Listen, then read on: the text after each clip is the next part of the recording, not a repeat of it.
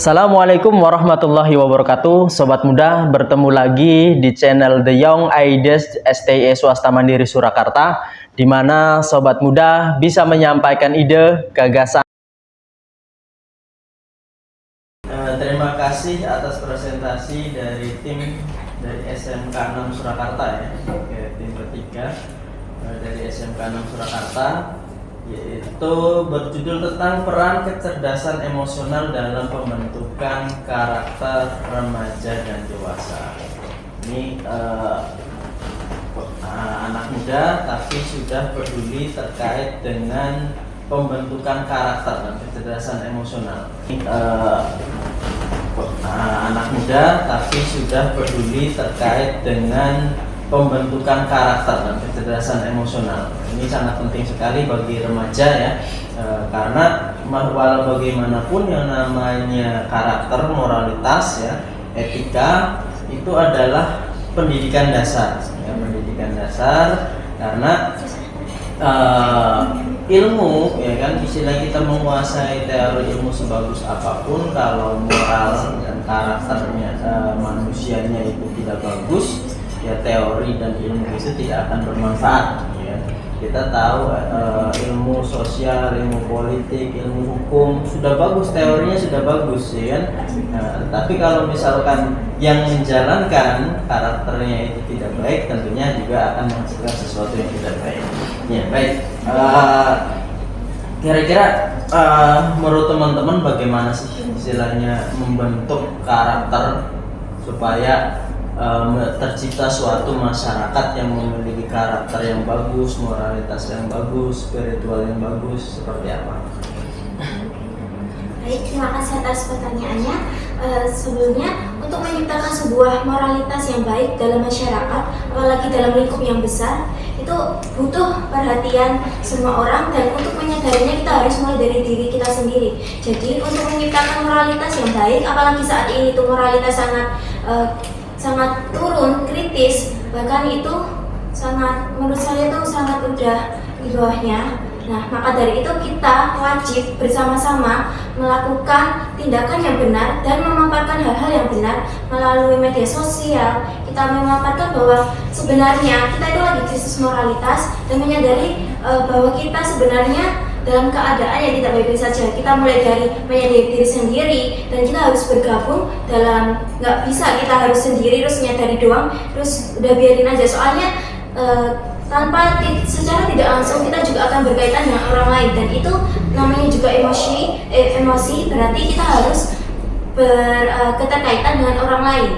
Maka dari itu, untuk meningkatkan moralitas dengan kecerdasan emosional tersebut, kita harus melakukan bersama-sama dengan membuat lingkup yang besar, sehingga untuk dimulainya, mulailah dari diri sendiri untuk melakukan evaluasi.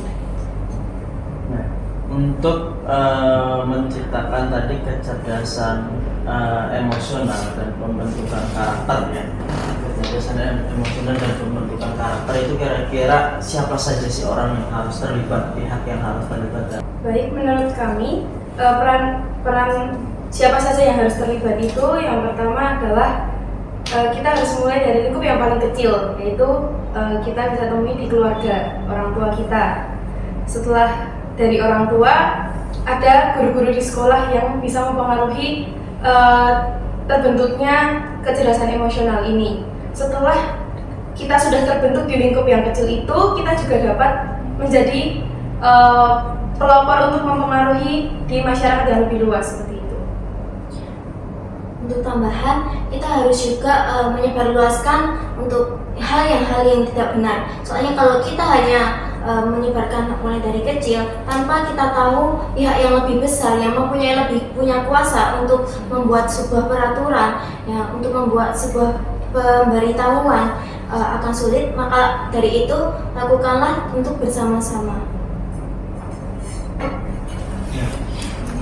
Kan untuk membentuk kecerdasan emosional itu tadi ada peran keluarga ya, ada juga peran lingkungan. Di mana peran lingkungan ini yang kita tidak bisa mengkondisikannya ya, yang tidak mengkondisikannya.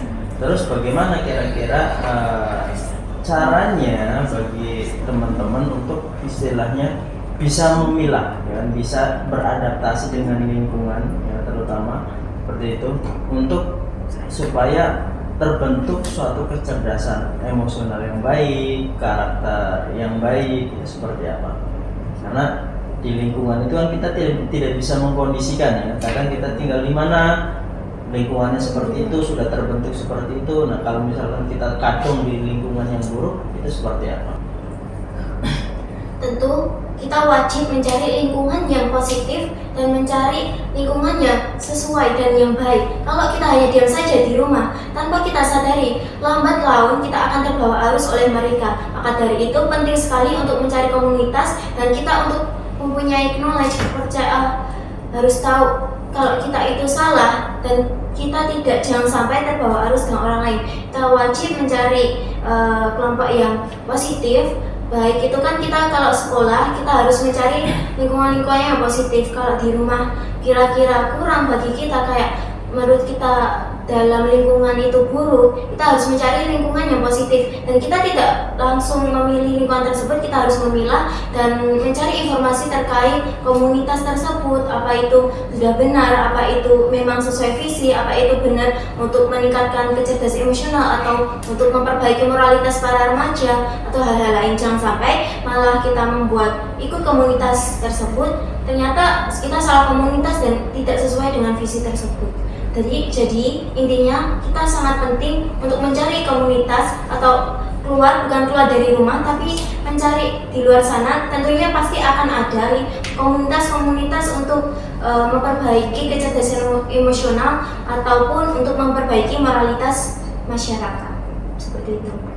Jadi memperlengkapi, jika kita berada di lingkungan yang sudah buruk terlebih dahulu, tentu itu merupakan suatu masalah yang cukup serius dan memang sebagai pribadi itu harus mempunyai prinsip yang kuat terlebih dahulu, kemauan untuk berubah dan keluar dari zona nyaman.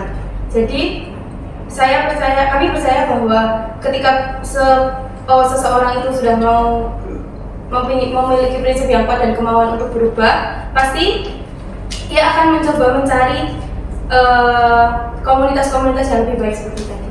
Terima kasih. Berarti kalau misalkan orang tua kita misalkan ini baru pindah nih, kita nggak tahu istilahnya, baru beli rumah di suatu tempat, ya. Kemudian ternyata lingkungan di situ itu buruk. Nah, tetangga-tetangga yang nggak baik dan lain sebagainya, itu bagaimana cara menghadapinya? Apakah pindah, rumahnya dijual, cari rumah lagi atau seperti apa? Untuk itu saya sebenarnya juga merasakan sendiri dan mengalaminya sendiri. Di kampung saya itu memang warga-warganya kurang menurut saya, dan cara saya mengatasi ini adalah ya membatasi diri untuk berinteraksi dengan mereka. Hanya ketika memang pada saat-saat ada rapat Karang Taruna atau apapun itu, saya baru keluar dan berinteraksi. Namun untuk misalnya untuk pergi bermain-main yang menghabiskan waktu, saya pikir itu tidak usah dan cukup saja. Jadi menurut saya kembali ke diri sendiri dulu dan keluarga dulu. Jadi untuk kita bisa mempertahankan prinsip itu, kita harus juga mempunyai keluarga yang memberi arahan dan memberi petunjuk buat kita gitu. Jadi untuk keluarga harus saling bergandeng tangan buat intinya melengkapi satu sama lain seperti itu. Jadi ketika kita sudah punya fondasi yang kuat, menurut saya apapun yang ada di luar itu tidak akan menghempas atau dapat menumbangkan kita. Bisa menambahi, mungkin kita juga untuk hal tersebut, kalau kita bisa memilah dan membatasi diri, tapi kita jangan sampai untuk tidak langsung ikut kegiatan bermasyarakat, karena pada dasarnya kita juga butuh masyarakat tersebut. Namun untuk hal yang tidak berguna kita tidak mengikuti. Maka dari itu kalau bisa, bahkan kalau bisa untuk kita jadi yang mempengaruhi hal-hal yang mengarah ke hal baik tersebut. Bukan kita yang dipengaruhi, tapi bahkan kita yang harus mempengaruhi mereka ke arah hal-hal yang lebih baik, untuk atau membangun menjadi masyarakat yang thayyiban. Terus sejak kapan kira-kira kita perlu membangun kecerdasan emosional pada anak atau pada setiap orang ya. Sejak kapan, sejak usia berapa kira-kira kecerdasan emosional itu harus dibangun.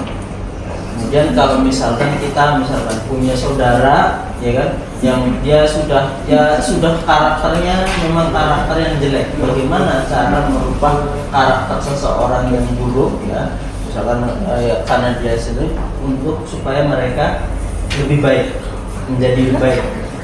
Misalkan sudah dewasa, sudah yang mungkin sudah bekerja, mungkin bahkan sudah punya anak ya, tapi karakternya buruk nih. Nah, bagaimana kira-kira untuk merubah karakter tersebut? Untuk usia yang pasti kita harus mulai dari sejak dini, bahkan mulai kanak-kanak kita harus mulai untuk memahami bahwa pentingnya kecerdasan emosional. Karena pada anak-anak tersebutlah mereka tumbuh melihat orang-orang dewasa. Kalau kita yang orang dewasa tidak menjadi contoh dan tidak menjadi influence bagi mereka, untuk anak-anak tersebut, mereka akan tumbuh dengan tidak baik. Untuk kurangnya kecerdasan emosional, maka dari itu saat usia dini tersebut kita menginfluence mereka untuk pentingnya kecerdasan emosional dengan mulai memahami emosi mereka. Mereka seharusnya bersikap apa, jika mereka marah harusnya seperti apa, mulai dari hal-hal kecil yang bisa menginfluence mereka.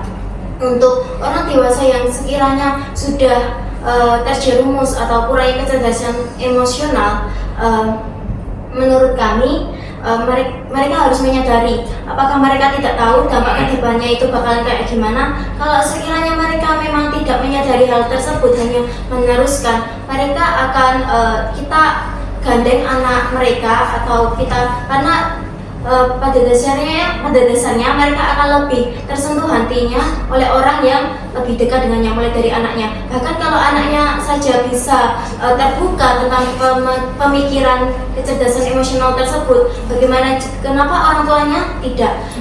Mulai dari itulah untuk pendekatan anak dan orang tua itu selalu dan wajib sekali, walaupun sekiranya orang tua itu salah tapi anaknya memang benar, kita harus dengan pelan-pelan kita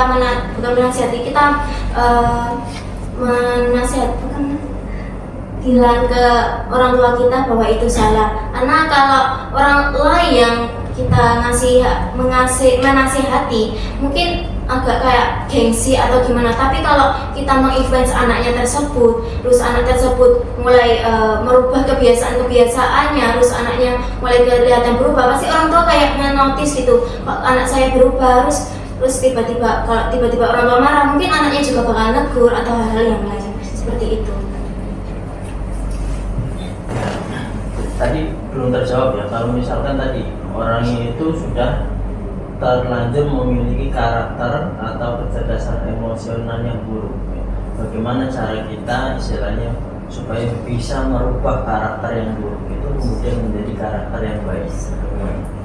Jika dari pihak keluarga belum bisa membenahi, mungkin ini diperlukan.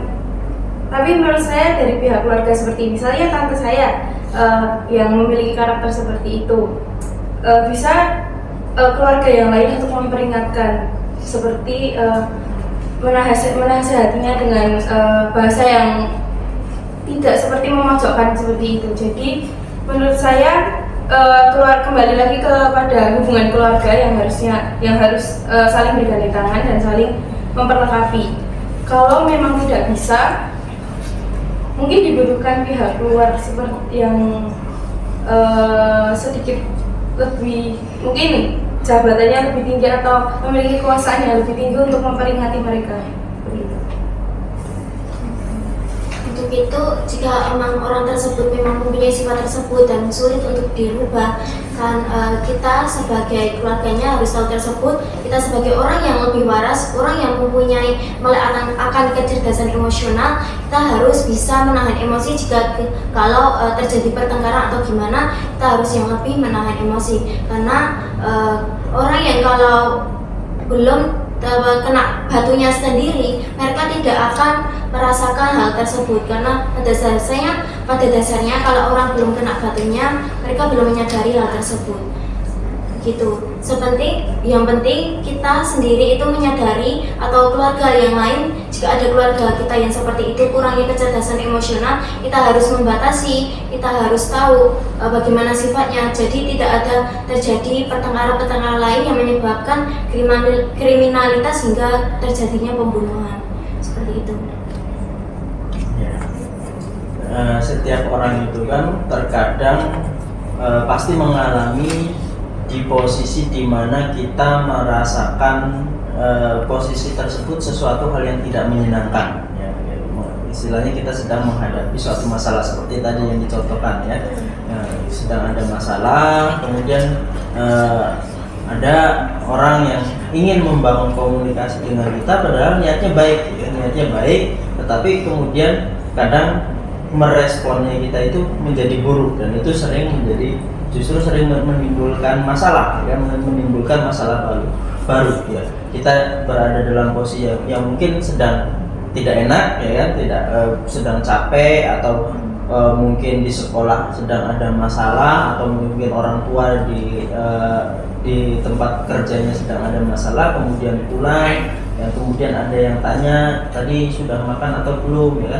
Nah, padahal kan niatnya baik, ya, tapi kemudian ada respon yang buruk. Nah, bagaimana cara menghindari kita ketika kita berada dalam kondisi yang tidak baik, ya kan, kemudian ada respon dari orang lain, ya baik itu responnya adalah respon yang baik, ya tadi memberikan pertanyaan yang baik, atau misalkan respon yang buruk, misalkan memberikan respon yang buruk, kita sudah dalam kondisi yang tidak enak, terus ada respon yang buruk dari orang lain, bagaimana cara kita menanggapinya? Baik, itu dibutuhkan perubahan diri. Jadi perlu diketahui dan pokoknya peran orang lain itu hanya untuk mensupport dan mendukung. Untuk melakukan perubahan itu berasal dari diri sendiri. Jadi untuk itu kita perlu mengenali emosi diri dulu. Ini adalah tahap dari perubahan diri, yaitu mengenali emosi diri dahulu. Sehabis itu kita bisa mencoba belajar untuk memposisikan diri di posisi orang lain ketika mereka menghadapi kita yang seperti itu. Dan yang ketiga adalah sering melakukan relaksasi. Jadi ketika marah, kebetulan saya orang yang sedikit pemarah, ya, jadi ini sering saya terapkan dalam diri saya sendiri. Ketika saya emosi, saya berusaha untuk menutup mata dan menarik nafas sebanyak 5 kali. Nah, itu sudah cukup untuk menahan emosi saya. Dan untuk kegiatan lainnya bisa dilakukan seperti mungkin bermeditasi, mendengarkan musik-musik atau lagu yang tenang yang menenangkan pikiran, seperti itu. Dan bisa juga dengan yoga untuk melakukan untuk melunakkan emosi kita sendiri, seperti itu. Untuk hal tersebut lebih baiknya kita memahami diri sendiri. Kalau emosi itu kita butuhnya apa? Mungkin kita hal-hal yang kita sukai atau hobi kita. Sebelum masuk rumah atau hal-hal lain, ketika kita dalam keadaan emosi, kita mencari solusi dari emosi tersebut. Kita sukanya apa, atau kita menghembuskan nafas terlebih dahulu, terus buang sebentar, atau menenangkan diri di luar, atau hal-hal lain yang sekiranya tidak menyakiti orang lain, yang tidak punya hubungan untuk masalah kita. Perlu adanya kesadaran diri tersebut, dan untuk mencarinya kita harus cari tahu terlebih dahulu apa sih sebenarnya cara kita biar kalau udah punya masalah terus emosi, cara mengendalikannya bagaimana dan solusinya bagaimana. Mungkin kita itu sesuai dengan pribadi masing-masing, hal-halnya itu kayak berbeda setiap individu masing-masing. Jadi untuk hal-hal ini itu sesuaikan dengan diri kita sendiri. Ya, baik, terima kasih atas presentasi dan penjelasan dari jawabannya. Kita berikan aplaus.